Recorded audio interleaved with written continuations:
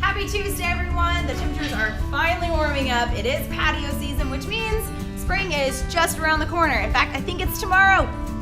It is tomorrow. Yay! So you probably have a long list of to-dos for spring cleaning. Well, we have an easy and cost-effective way to freshen up any room. We've talked a lot about floors, cabinets, countertops, but one thing we haven't talked about, trim. Trim is often overlooked, and it's actually a pretty simple solution to freshen up your home and make it look brand new. We have a ton of different styles, shapes, and sizes.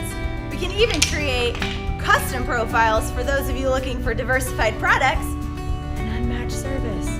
Who said that? So whether you're looking to replace your trim or repaint it, you're gonna need to remove it safely without damaging your wall or your paint.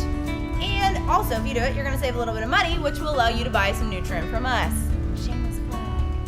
You're gonna need a knife, a hammer, a pry bar or crowbar, a wood plank, and a putty knife. First, grab your knife. Shoot, oh my gosh. There's blood everywhere. First, grab your knife, and you're gonna cut the caulking where the trim meets the wall so that when you remove the trim, you don't damage the paint or the drywall.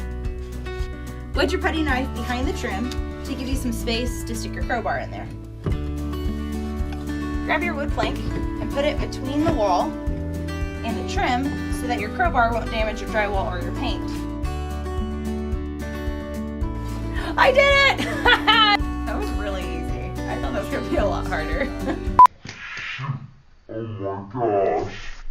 Well, now that you've removed all of your trim like a pro, what do you do with it? You have a couple options. You can either restain or repaint it to kind of give it a fresher look, or you can just replace it and come pick out a new one. I know of a great company you can go to. So if you want to recycle it, we do have a couple ideas for you. This right here, we made into a coat rack or a key ring. So we just added some knobs onto it, gave it a really cool look. This is just 4 pieces and a bottom. We made it into a flower box or a succulent box. And finally, we made a really cool picture frame. Super crafty. That's all we have for you this week. We hope you enjoyed this video. Leave any questions below in the comments, and have a great week. Doing DIY things, yeah.